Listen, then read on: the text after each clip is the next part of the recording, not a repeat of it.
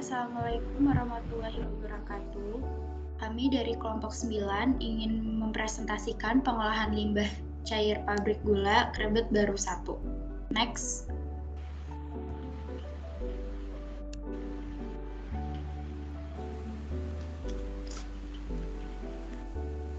Sejarah perusahaan dimulai ketika PT Pabrik Gula Krebet yang dimiliki oleh Oe Tiong Ham Concern atau OTCH didirikan pada tahun 1906 sebagai salah satu perusahaan yang didirikan oleh pemerintah Hindia Belanda.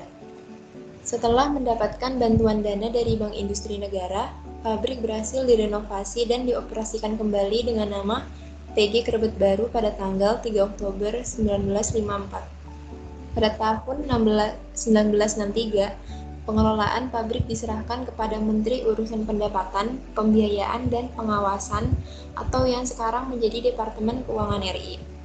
Pada tahun 1964, PG Krebet Baru menjadi bagian dari PT Raja Wali Nusantara Indonesia atau PT RNI yang merupakan perusahaan BUMN yang memiliki beberapa unit usaha. Pada tahun 1974, pabrik menerima penanaman modal dari pemerintah untuk meningkatkan kapasitas dan produktivitasnya. Untuk status proper perusahaan PG Krebet Baru 1,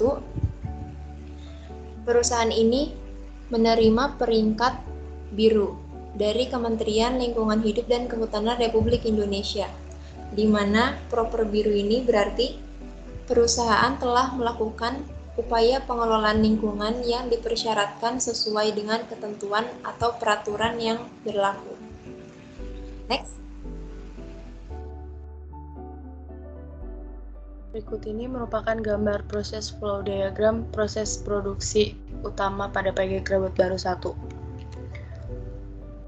Pada proses produksi, pabrik gula Krebet Baru Malang memiliki beberapa tahapan pengolahan, mulai dari bahan baku yang berbentuk tebu hingga menjadi gula kristal. Tahapan-tahapan tersebut dapat disebutkan sebagai stasiun. 7 diantaranya yaitu stasiun persiapan, stasiun penggilingan, stasiun pemurnian, stasiun penguapan, stasiun masakan atau stasiun kristalisasi, stasiun sentrifugasi, dan yang terakhir adalah stasiun penyelesaian. Pada stasiun persiapan bertujuan untuk melakukan pengecekan kualitas tebu.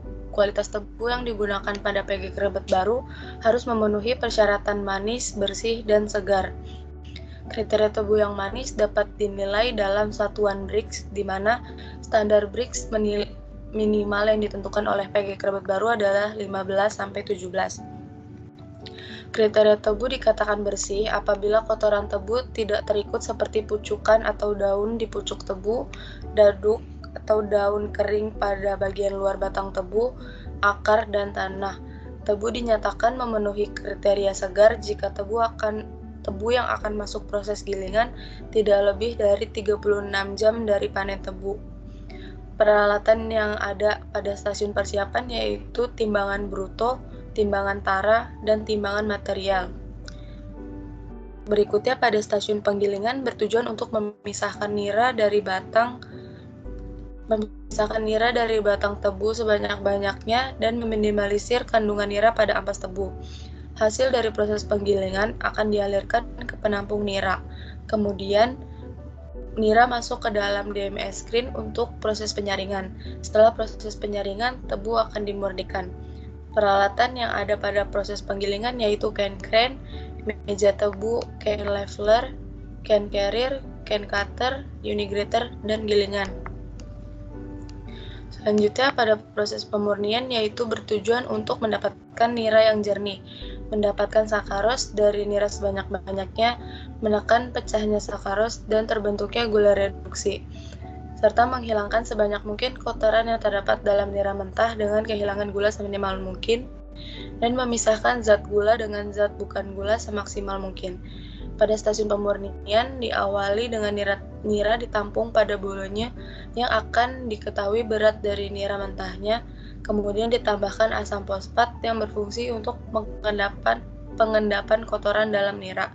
Selanjutnya dialirkan ke juice heater 1 dengan pemanasan 70 derajat sampai 75 derajat agar reaksi defekasi dan sulfitasi berjalan optimal dan dapat menghambat pertumbuhan bakteri. Selanjutnya, pada stasiun penguapan bertujuan untuk menguapkan sebagian besar air yang terkandung dalam nira encer menjadi nira kental sehingga memudahkan proses selanjutnya, yaitu di stasiun pemasakan atau stasiun kristalisasi. Next. Selanjutnya, pada stasiun kristalisasi itu bertujuan untuk mengkristalkan sukrosa dalam nira.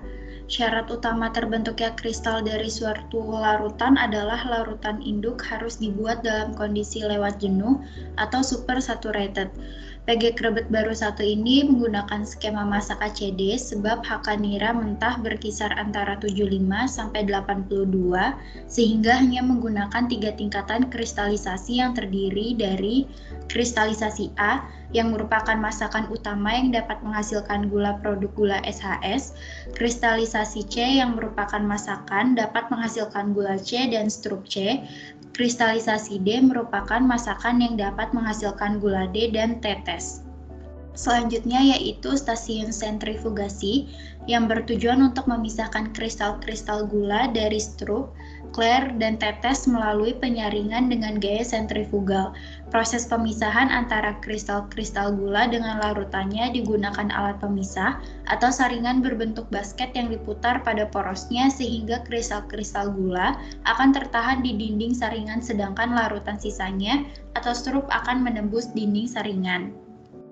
Yang terakhir yaitu stasiun penyelesaian. Tujuan dari stasiun penyelesaian ini adalah untuk pengeringan dan penyaringan kristal gula sesuai ukuran yang diinginkan agar mendapatkan gula yang siap dipasarkan di mana gula produk yang akan dihasilkan kondisinya masih dalam keadaan basah dan ukuran kristalnya tidak rata sehingga perlu dilakukan pengeringan kristal dari gula SHS. Selain itu, suhu gula masih tinggi sehingga perlu diturunkan kristal gula. Hasil proses pemutaran masih mempunyai suhu sekitar 50 derajat Celcius dan kadar air sebesar 0,5 sampai 2%. Next.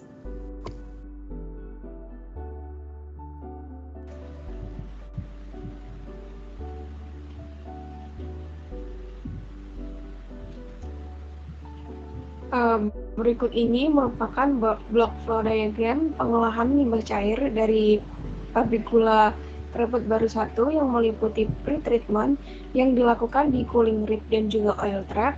Kemudian untuk primary treatment dilakukan di equalization tank dan juga neutralization tank. Yang ketiga yaitu secondary treatment yang dilakukan di activated sludge aeration tank.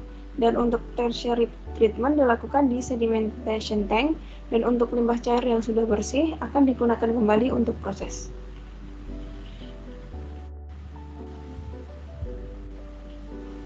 Yang pertama yaitu pre-treatment. Tujuan dari proses ini yaitu untuk melakukan pembersihan awal supaya proses pengolahan selanjutnya dapat berjalan lebih cepat dan lebih lancar. Pre-treatment ini dilakukan pada cooling rib dan juga oil trap, di mana proses yang terjadi pada cooling rib ini yaitu air disemprotkan melalui water spray dengan tujuan untuk menurunkan suhu limbah hingga 35 derajat Celcius. Suhu limbah harus diturunkan supaya limbah dapat diolah secara optimal. Selanjutnya, pada oil trap digunakan untuk proses penyaringan ampas tebu yang sudah dimasak serta pengambilan limbah dari alat-alat proses penggilingan seperti minyak dan oli yang berada pada bak penampungan yang di dalamnya dilengkapi dengan saringan. Yang selanjutnya yaitu primary treatment. Setelah limbah melewati tahap pembersihan awal, selanjutnya limbah akan dihomogenkan karakteristik dan debitnya diatur di dalam bak ekualisasi. Bak ekualisasi ini dilengkapi dengan coarse bubble diffuser yang digunakan untuk mengaduk limbah supaya sifat limbah yang mengalir menuju bak netralisasi menjadi lebih homogen. pH dari air limbah yang ditampung pada bak netralisasi akan diukur dengan pH kontrol. Apabila air limbah memiliki pH yang cukup rendah, maka harus dinaikkan pH-nya dengan menggunakan kapur hingga sesuai dengan standar baku mutu yang telah ditentukan. Setelah pH-nya sesuai, selanjutnya air limbah akan dialirkan menuju aerasi 1. Next. Berikutnya adalah secondary treatment. Dalam tahap ini, metode yang digunakan adalah sistem extended aeration yang dirancang untuk mendegradasi senyawa organik dalam limbah menjadi biomasa. Selain itu, aerasi juga menambah dan mengedarkan oksigen untuk memaksimalkan proses metabolisme dari mikroorganisme, di mana mikroorganisme yang digunakan adalah bakteri Inola 221 yang memakan bahan organik dari limbah. Bakteri ini diberikan setiap hari dengan dosis yang telah ditentukan, yaitu 600 liter. Bak aerasi dilengkapi dengan root blower dan fine bubble diffuser untuk menyediakan oksigen yang dibutuhkan bakteri dalam memetabolisme zat-zat organik. Jumlah oksigen yang diperlukan berkaitan langsung dengan jumlah zat organik atau nilai COD dan BOD yang perlu diproses.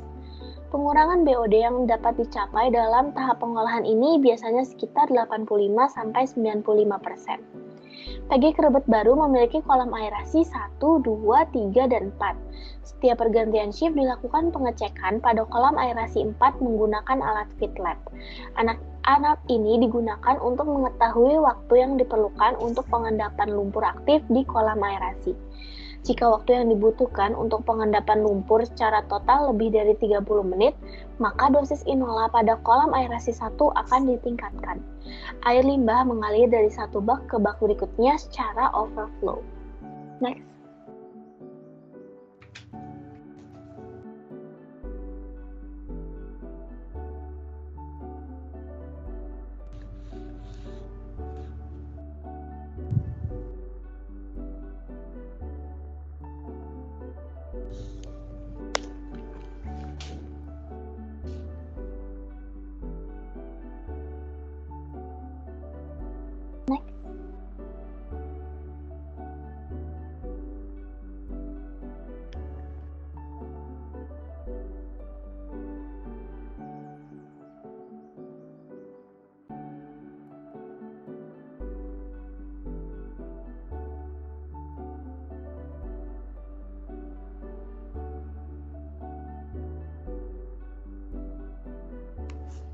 Tahap pengolahan ketiga yang dilakukan adalah proses sedimentasi, bertujuan untuk memisahkan lumpur dari air yang sudah bersih dengan bantuan sebuah tray yang ada di dalam bak pengendap atau clarifier. Hasil olahan ini akan mengalir berdasarkan gravitasi menuju bak treated water, sementara endapan lumpur dipompakan kembali untuk menjaga konsentrasi biomasa dalam bak aerasi untuk tetap stabil. Selain itu, proses ini juga berfungsi untuk mengoptimalkan kontak antara limbah dan biomasa, sehingga kadar polutan bisa lebih efektif diturunkan. Hasil akhir dari pengolahan ini adalah air yang jernih dan tidak berbau, sehingga nantinya dapat digunakan kembali untuk proses produksi.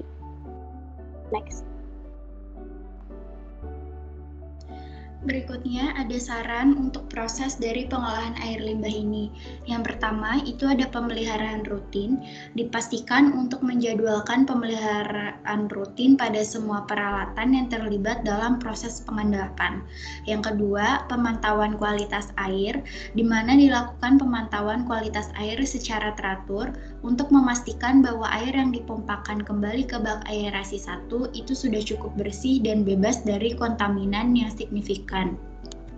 Yang ketiga, itu pengelolaan lumpur, di mana lumpur yang menjadi endapan di bagian bawah bak pengendap harus dikelola dengan baik. Dipertimbangkan untuk mengimplementasikan sistem pengolahan lumpur seperti pengeringan lumpur atau sistem pengelolaan lanjutan agar limbah lumpur dapat dikelola secara efisien. Yang keempat, dipastikan bahwa proses pengolahan air menghasilkan air yang tidak berbau. Jika terdapat bau yang tidak diinginkan, segera periksa sistem aerasi dan dipastikan bahwa kondisi aerasi itu optimal. Lalu yang terakhir yaitu peningkatan efisiensi, selalu mencari cara untuk meningkatkan efisiensi pengelolaan air, identifikasi maupun evaluasi parameter operasional seperti waktu tinggal, kecepatan aliran, atau konsentrasi biomasa yang optimal. Modifikasi parameter tersebut jika diperlukan untuk mencapai efisiensi yang lebih tinggi dalam proses pengendapan. Sekian presentasi dari kelompok kami, kurang lebihnya mohon maaf. Wassalamualaikum warahmatullahi wabarakatuh.